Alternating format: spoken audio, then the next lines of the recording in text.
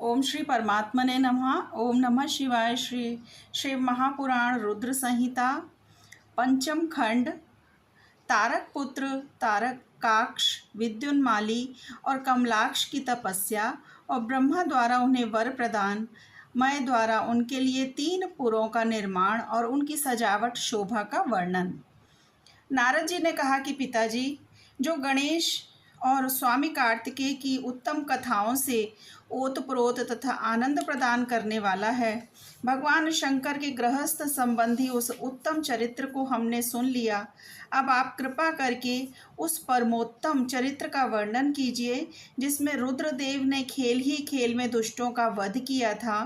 महान वीरशाली भगवान शंकर ने देवद्रोहियों के 3 नगरों को एक ही साथ एक ही बाण से किस कारण एवं कैसे भस्म कर डाला था। भगवान, जिनके भाल में बाल चंद्रमा सुशोभित है तथा जो सदा माया के साथ विहार करने वाले हैं, उन भगवान शंकर का चरित्र तो देवर्षियों को आनंद प्रदान करने वाला है। आप वह सारा चरित्र विस्तार पूर्वक वर्णन कीजिए। ब्रह्मा जी बोले, ऋषि श्रेष्ठ, पहले किसी समय व्यास ने सनत कुमार से ऐसा ही प्रश्न किया था। उस समय सनत कुमार जी ने जो कुछ उत्तर दिया था वही मैं वर्णन करता हूँ। उस समय सनत कुमार ने कहा था कि महाबुद्धिमान व्यास जी, विश्व का संहार करने वाले चंद्रमौली शिव ने जिस प्रकार एक ही बाण से त्रिपुर को भस्म किया था, वह चरित्र कहता हूँ, सुनो।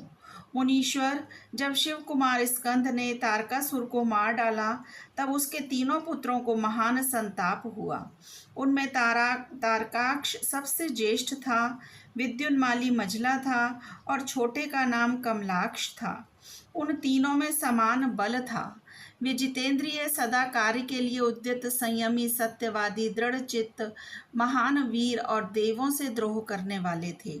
उन तीनों ने सभी उत्तमोत्तम एवं मनोहर भोगों का परित्याग करके मेरु पर्वत की एक कंदरा में जाकर परम अद्भुत तपस्या आरंभ की। वहां उन्होंने हजारों वर्षों तक ब्रह्मा जी की प्रसन्नता के लिए अत्यंत उग्र तप किया।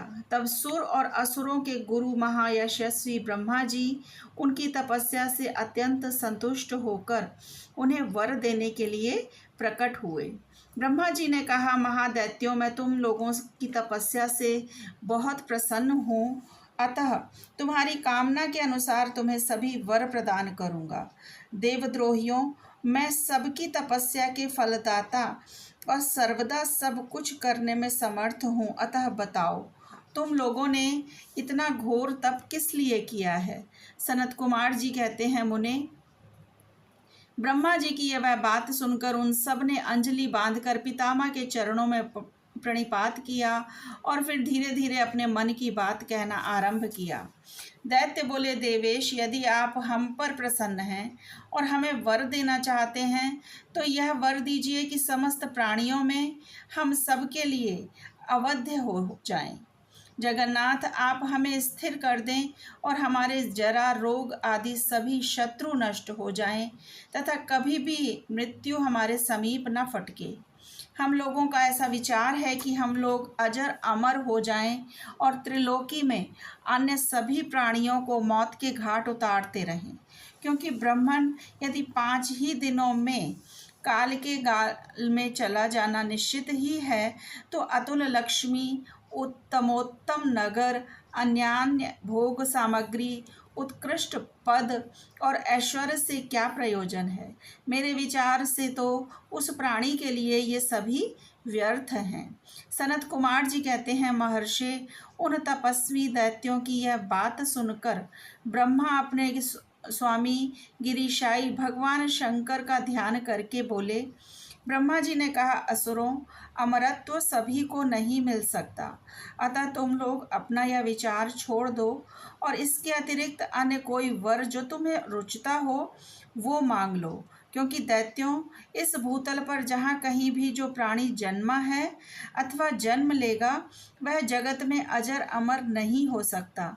इसलिए पाप रहित असुरों, तुम लोग स्वयं अपनी बुद्धि से विचार कर मृत्यु की वंचना करते हुए कोई ऐसा दुर्लभ एवं दुस्साध्य वर मांग लो जो देवता और असुरों के लिए अशक्य हो। उस प्रसंग में तुम लोग अपनी बल का आश्रय लेकर पृथक पृथक अपने मरण में किसी हेतु को मांग लो, जिससे तुम्हारी रक्षा हो जाए और मृत्यु तुम्हें वरण न कर सके। सनत कुमार जी कहते हैं, महर्षि, ब्रह्मा जी के ऐसे वचन सुनकर वे 2 घड़ी तक ध्यानस्थ हो गए। फिर कुछ सोच विचार कर सर्वलोक पितामह ब्रह्मा जी से बोले।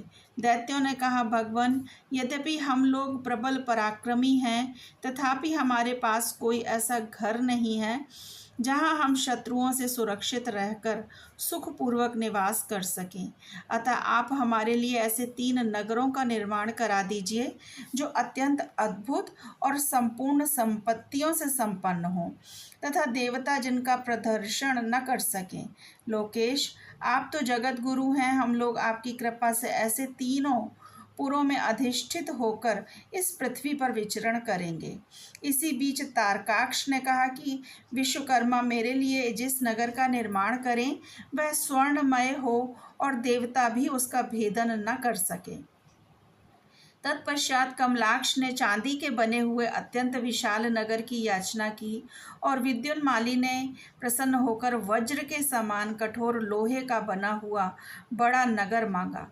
ब्राह्मण, ये तीनों पुर मध्याह्न के समय अभिजित मुहूर्त में चंद्रमा के पुष्य नक्षत्र पर स्थित होने पर एक स्थान पर मिला करें और आकाश में नीले बादलों पर स्थित होकर ये क्रमशः एक के ऊपर एक रहते हुए लोगों की दृष्टि से ओझल रहें। फिर पुष्करावर्त नामक काल मेघों की वर्षा करते समय 1 सहस्त्र वर्ष के बाद ये तीनों नगर परस्पर मिलें और एक ही भाव को प्राप्त हों, अन्यथा नहीं। उस समय कृतिकावासा भगवान शंकर, जो वैर भाव से रहित सर्वदेवमय और सबके देव हैं, लीला पूर्वक संपूर्ण सामग्रियों से युक्त एक असंभव रथ पर बैठकर एक अनोखे बाण से हमारे पुरों का भेदन करें। किंतु भगवान शंकर सदा हम लोगों के वंदनीय, पूजनीय और अभिवादन के पात्र हैं, अतः वे हम लोगों को कैसे भस्म करेंगे? मन में ऐसी धारणा करके हम ऐसे दुर्लभ वर को मांग रहे हैं। सनत कुमार जी कहते हैं, व्यास जी, उन दैत्यों का कथन सुनकर सृष्टिकर्ता लोक पितामह ब्रह्मा ने शिव जी का स्मरण करके उनसे कहा कि अच्छा, ऐसा ही होगा। फिर मैं को भी आज्ञा देते हुए उन्होंने कहा, हे मैं, तुम सोने, चांदी और लोहे के 3 नगर बना दो। यों मैं को आदेश देकर ब्रह्मा जी उन तारक पुत्रों के देखते देखते अपने धाम स्वर्ग को चले गए। तदंतर धैर्यशाली मय ने अपने तपोबल से नगरों का निर्माण करना आरंभ किया। उसने तारकाक्ष के लिए स्वर्णमय, कमलाक्ष के लिए रजतमय और विद्युन्माली के लिए लौहमय, ये यों तीनों प्रकार के उत्तम दुर्ग तैयार किए। वे पुर क्रमशः स्वर्ग, अंतरिक्ष और भूतल पर निर्मित हुए थे। असुरों के हित में तत्पर रहने वाला मैं इन तीनों पुरों को तारकाक्ष आदि असुरों के हवाले करके स्वयं भी उसी में प्रवेश कर गया। इस प्रकार उन तीनों पुरों को पाकर महान बल पराक्रम से संपन्न वे तारकासुर के लड़के उनमें प्रविष्ट हुए और समस्त भोगों का उपभोग करने लगे। वे नगर कल्प वृक्षों से व्याप्त तथा हाथी घोड़ों से संपन्न थे। उनमें मणि निर्मित जालियों से आच्छादित बहुतेरे महल बने हुए थे। वे पद्म राग के बने हुए एवं सूर्य मंडल के समान चमकीले विमानों से, जिनमें चारों ओर दरवाजे लगे थे, शोभायमान थे। कैलाश शिखर के समान ऊंचे तथा चंद्रमा के समान उज्ज्वल दिव्य प्रसादों तथा गोपुरों से उनकी अद्भुत शोभा हो रही थी। वे अप्सराओं, गंधर्वों, सिद्धों तथा चारणों से खचाखच भरे थे। प्रत्येक महल में शिवालय तथा अग्निहोत्रशाला की प्रतिष्ठा हुई थी। उनमें शिव भक्ति परायण शास्त्राज्ञ ब्राह्मण सदा निवास करते थे। वे बावली, कूप, तालाब और बड़ी बड़ी तलैयों से तथा समूह के समूह स्वर्ग से च्युत हुए वृक्षों से युक्त उद्यानों और वनों में वे सुशोभित थे।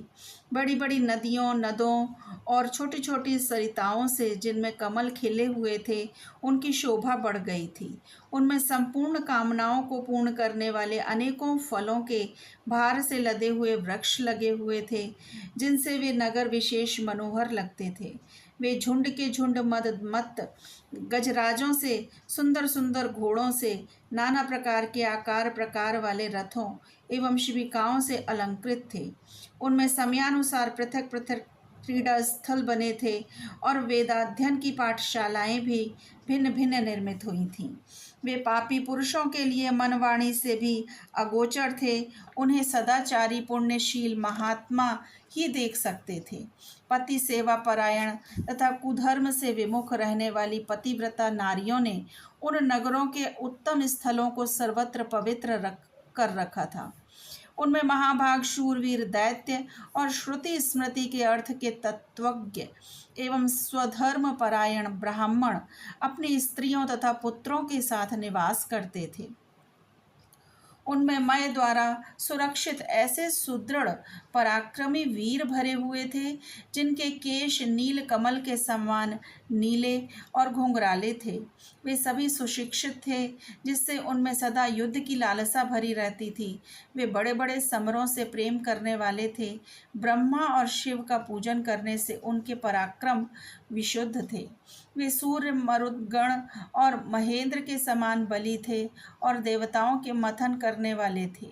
वेदों, शास्त्रों और पुराणों में जिन जिन धर्मों का वर्णन किया गया है, वे सभी धर्म और शिव के प्रेमी देवता वहाँ चारों ओर व्याप्त थे। उन नगरों में प्रवेश करके वे दैत्य सदा शिव भक्ति निरत होकर सारी त्रिलोकी को बाधित करके विशाल राज्य का उपभोग करने लगे। मुने, इस प्रकार वहाँ निवास करने वाले उन पुण्यात्माओं के सुख एवं प्रीतिपूर्वक उत्तम राज्य का पालन करते हुए बहुत लंबा काल व्यतीत हो गया। ओम नमः शिवाय। शिवजी सदा सहाय।